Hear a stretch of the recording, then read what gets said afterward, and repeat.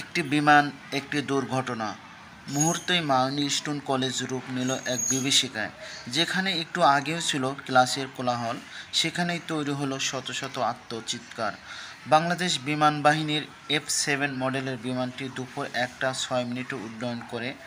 12 minute পর ঠিক 1টা 18 মিনিটে বিমানটি বিধ্বস্ত হয়। বিমানটি চালাচ্ছিলেন লেফটেন্যান্ট কর্নেল তৌফিক। এটি ছিল ফ্লাইট ট্রেনিং এর অংশ ছিল। এই ধাপে এসে একজন প্রশিক্ষণরত বৈমানিক প্রথমবারের মতো একা, কোনো প্রশিক্ষণ ছাড়াই নিজে একটি বিমান ওড়ান। ফ্লাইটের দৈর্ঘ্য হয় সাধারণত 20 থেকে 30 মিনিটের, কিন্তু কে জানতো মাত্র 12 মিনিটেই সব কিছু শেষ হয়ে যাবে।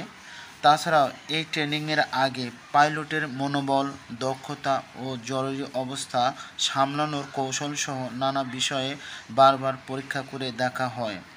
সব কিছু ঠিক থাকলেই তখন তাকে একাই একটি বিমান ওড়ানোর সুযোগ দেওয়া হয়। তৌকির সব কিছুরই যোগ্য ছিল। তিনি বিমান নিয়ে কর্মীটোলা পুরাতন এয়ারফোর্স বেস থেকে টেক অফ করেন। এরপর উত্তরা, দিয়াবাড়ি, বাড্ডা, হাতিরঝিল ও রামপুরার উপর দিয়ে উঠতে থাকেন। তবে কয়েক মিনিটের মধ্যেই কিছু সমস্যা দেখা যায়। সঙ্গে সঙ্গে তৌকির কন্ট্রোল রুমে রিপোর্ট করে জানান যে তার বিমান আকাশে ভাসছে না, মনে হচ্ছে বিমানটি নিচের দিকে পড়ে যাচ্ছে। রুম থেকে তাকে জানায় তিনি যেন ইজেক্ট করেন তথা বের হয়ে আসেন। বিমান যখন নিয়ন্ত্রণের বাইরে চলে যায় তখন পাইলট নিজেকে বিমানের বাইরে বের করে নিয়ে আসেন প্যারাশুট সহ, আর এটা ইজেক্ট। কিন্তু কোনো এক অজানা কারণে তা সম্ভব হয়নি। এদিকে কন্ট্রোল রুমের সাথে পাইলটের যোগাযোগ বিচ্ছিন্ন হয়ে যায়। তার ঠিক 1 থেকে 1.5 মিনিটের মধ্যে বিমানটি নিয়ন্ত্রণ হারিয়ে উত্তরা মাইলস্টোন কলেজে বিধ্বস্ত হয়। মূলত স্কুলের আবাসিক ভবনে বিমানটি আছড়ে পড়ে। ভবনটির নাম হায়দার হল। হলের পুরো অংশ ধসে পড়ে। বিমানটির বড় অংশটা ক্যাম্পাসের ফাঁকা অংশে আছড়ে পড়েছিল। বিমানটি একটু পরে আছড়ে পড়লে হয়তো হতাহতের পরিমাণ কিছুটা কম হতো, কারণ ক্লাস শেষে ঠিক পরের সময় বিমানটি আছড়ে পড়েছে। বহু ছেলে মেয়ে ক্লাস শেষে বের হয়ে সেখানে চলে যেত।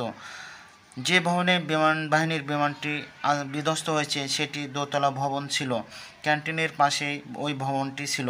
ওই ভবনের 2টি তলা মিলিয়ে 16টি ক্লাসরুম ছিল আর 4টি শিক্ষকদের রুম।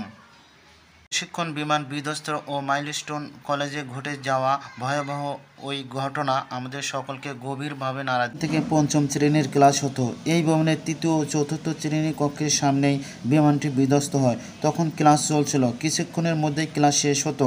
ঠিক সেই সময় কলেজের প্রজেক্ট 7 নম্বর ভবনের বিমানটি ধাক্কা লেগে জ্বালানি লিকেজ হয়। পরে প্রজেক্ট 2 ভবনের সামনে আছড়ে পড়ে। বেলা 1টার দিকে স্কুল ছুটি হয়ে যেত, তবে তখনও কিছু ছেলেমেয়ে সেখানে অবস্থান করে। তারাই সবচেয়ে বেশি ক্ষতিগ্রস্ত হয়। অনেক অভিভাবক বাইরে থেকে দুর্দশা দেখেছেন, তবে কিছুই করার ছিল না। দুর্ঘটনা যা ঘটে গেলেও কিছু প্রশ্ন থেকে যায়। স্কুল কলেজ এরিয়ায় যেখানে বলা হয় বাসটাকে হরেন আস্তে বাজানোর কথা, সেখানে স্কুল এরিয়ায় প্রশিক্ষণ বিমান ওড়ানো নিয়ে বেশ সমালোচনা হচ্ছে। উন্নত দেশগুলোতে বাহিনী প্রশিক্ষণ বিমানগুলো জনমানবহীন এলাকায় এনে ওড়ানো হয়। এই যেমন ফাঁকা মাঠ, নদীর পাড়, বিস্তীর্ণ এলাকা কোনো জায়গায়, কারণ কোনো অনাকাঙ্ক্ষিত ঘটনা ঘটলে যাতে ক্ষয়ক্ষতি এড়ানো যায়। এদিকে ঢাকার মতো জনবহুল শহরে বিমান বিধ্বস্তের এই ঘটনা ক্ষয়ক্ষতির পরিমাণ বাড়িয়ে দিয়েছে। তাছাড়াও যে বিমানটি নিয়ে তৌকির বের হয়েছিলেন সেটি বহু বছরের পুরনো বিমান বলে অনেকেই ধারণা করছে। এই বিমানটি এতটাই ঝুঁকিপূর্ণ যে দুনিয়া জুড়ে উড়ন্ত কফিন নামে পরিচিত। এই ধরনের দুর্ঘটনায় রিস্কি অপারেশন চালানোও কঠিন। মাইলস্টোনের এই ঘটনায় ক্রিকেটার, আলিম ওলামা থেকে শুরু করে রাজনৈতিক অঙ্গন পর্যন্ত সবখানেই শোকের ছায়া নেমে আসছে। হতাহতের ঘটনায় মঙ্গলবার একদিনের রাষ্ট্রীয় শোক ঘোষণা করা হয়েছে। মাইলস্টোন কলেজের ইতিহাসে এই ঘটনা দগদগে ক্ষত হয়ে থাকবে।